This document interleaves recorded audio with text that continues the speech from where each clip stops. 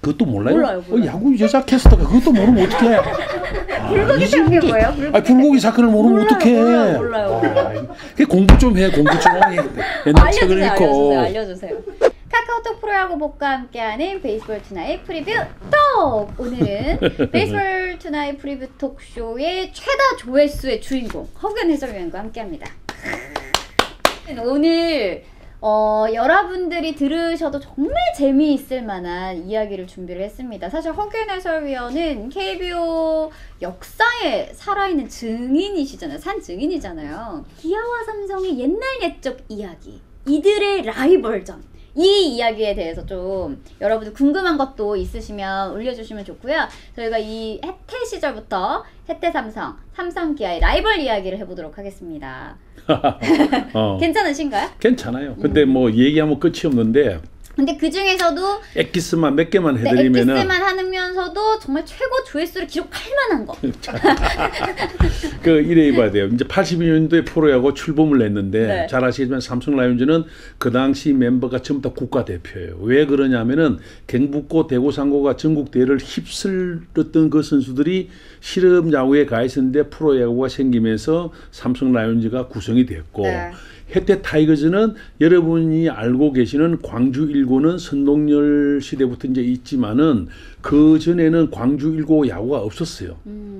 그래서 다시 이제 재창단을 광주 1고가 나중에 나왔고 예전에는 했지만 강주 서중이 그리고 이제 광주는 뭐 사례지오 고등학교 이렇게 있었기 때문에 예전에 그러니까 1982년 프로야구 출범하기 전에는 전국 고교 야구 대회가 사도시 야구 대회가 있었어요. 그럼 사도시라는 건 뭐냐면은 4개의 시가 야구를 제일 많이 하고 좋은 팀이 많다는 거예요. 서울, 부산, 대구, 인천. 그러니까 광주는 없었어요. 그러니까 82년도 프로야구 출범을 하니까 해태 타이거즈는 선수단 구성이 약할 수밖에 없었어요. 네. 17명인가 밖에 안 됐습니다. 그래서 김성환 선수가 삼루수도 보고 피차도 하고 한 게 그래서 한 거예요. 선수층이 얇았군요. 얇았죠. 근데 어쨌든 삼성이 제일 막강한 멤버인데 그런데 오비베어스에게 결국 져버렸어요. 자, 이제 재미난 거는 그러고 나서 이제 혜태가 선수가 없으니까 그래서 트레이드 1호가 서정환 선수가 된 거예요. 왜냐면은 삼성 라이온즈 유격수는 오대석 선수도 있고 천보성 선수도 있는 거예요. 그러니까 서정환 선수는 첫 해 80게임밖에 안 했기 때문에 뛸 기회가 없었어요. 근데 이제 그 당시 혜태는 선수가 없잖아요. 그래서 그 삼성에서 어쨌든 많이 안 뛰니까 혜태로 달라. 그래가지고 서정환 선수를 사실 트레이드 보내준 거예요. 가서 게임을 뛰면 잘 먹고 살아라. 쉽게 얘기해서. 그런데 그 혜태가 83년대 우승을 해버린 거예요. 선수를 보내줬는데 사실은 어떻게 보면은 이 호남 팬들은 분출구 중에 하나가 야구장에 와서 막 야구하는 거예요. 응원하고 막 이런 거죠. 그래서 이제 84년부터 묘하게 이제 대립 관계로 간 거예요. 혜태는 돈도 없는데 왜 잘했는지 궁금하다고. 혜태는 어쨌든 선수들이 굉장히 좋았습니다. 선수들이 좋았고 개성도 넘치고 그리고 그 선수들이 개성이 굉장히 좀 독특했는데 그걸 이제 김응용 감독이 딱 휘어잡았어요. 그러니까 어떤 카리스마 이런 것들로 해서 휘어잡은 거예요. 그래가지고 혜태 왕조가 이루어진다. 재미난 게 삼성은 그래서 82년부터 해가지고 제일 막강한 전력을 가지고 우승을 못한 거예요. 급기야 이제 큰 사건이 터진 게 84년대 삼성 라이온즈가 롯데에게 유디를 선수에 3런 홈런 맞고 해가지고 우승을 못한 겁니다. 그래서 난리가 난 겁니다. 그래서 제가 듣기로는 이제 사장단에 할 때 이병철 회장님이 그 야구하면 우승 못하노 일이 된 겁니다. 그래서 회장님. 그러니까 삼성 비서실이 뭐 난리가 나가지고 야구 감사를 나왔습니다. 제가 알기로는. 그래서 정말로 뭐 대단했어요. 이런 이야기 하셔도 돼요? 괜찮죠. 뭐. 허 위원님께서 중계 끝나고 나서 뭐 팬들이 던지는 오물을 좀 맞거나 아니면 선수가 오물을 맞는 그런 장면을 목격하신 적 있으신가요? 사실 오물은 광주구장이 제일 심했어요. 왜 그런지 삼성보다 그렇게 잘하는데 혜태 그렇게 아니 혜태가 치면은 저는 그때 롯데 코치하고 이럴 때인데 가면은 막 해가지고 막 라면 국물 그냥 던져버리고 들어가다가 게임 다 끝났잖아요. 그럼 뭐 가는데 막 확 날라오는 경우도 있고 세총 사건도 있잖아요. 세총 직접 맞은 거예요? 그 강주 무덤공장에서 혜태 팬이 화가 나가지고 상대 투수 마운드 쪽에 새통을 쐈잖아요. 맞았으면 큰일 나죠. 이거 해외 토픽감이지.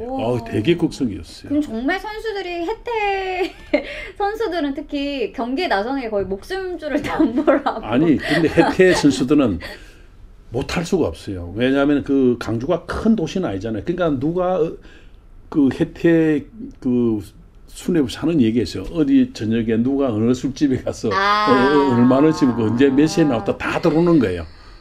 워낙 속속들이 다 알고 있네요. 다 알지. 그러니까 뭐 선수들이 다른 것에 눈을 돌릴 그 틈이 없네요. 그 당시 뭐 음주운전 단속이 심했던 것도 아니고.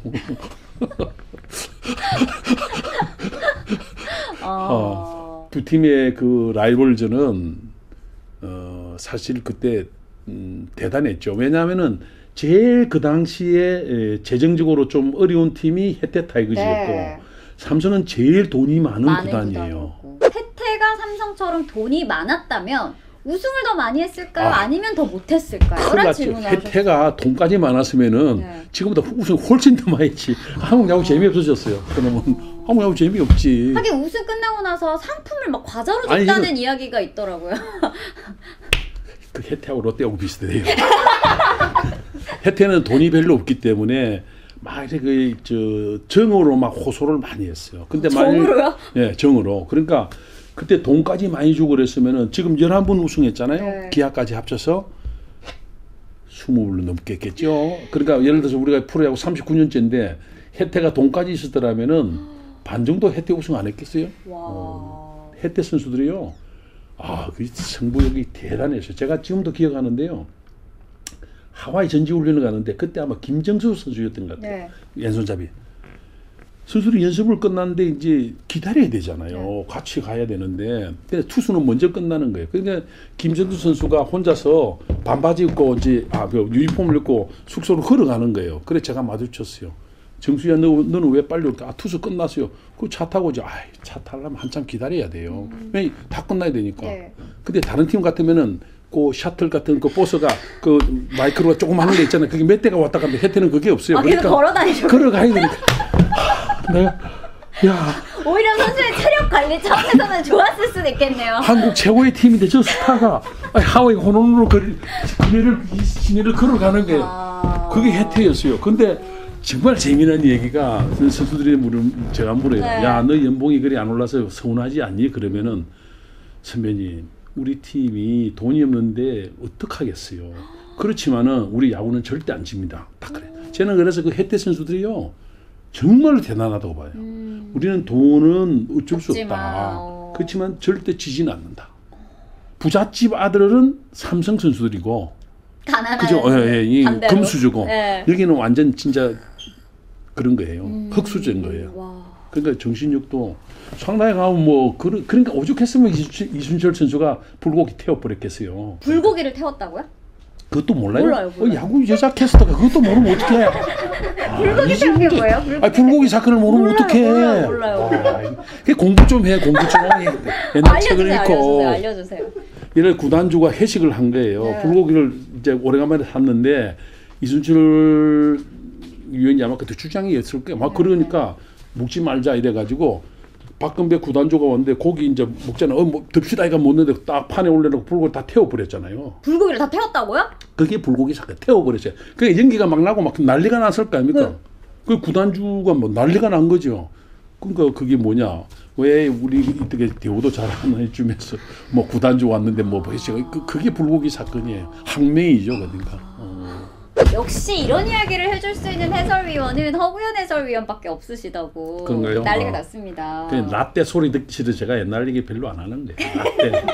혜태와 삼성의 그 버스 방화 사건은 많이들 알고 계시는데 거기에 대한 또 뭐 재미있는 에피소드나 이런 거 그건 뭐 그대로 아니 삼성이 그 좋은 멤버 가지고 해도 계속 하다가 안 되니까 오죽했으면 벌써 불을 질렀겠어요.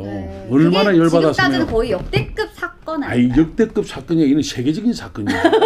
세계 프로스포츠에서 원정팀의 버스를 태운 거는 처음이에요. 정말 선동열 선수나 몇몇 선수는 시대를 잘못하고 난 거죠. 이종범 선수 좀 이종범도 마찬가지고 더 아까운 건 박재홍 선수예요.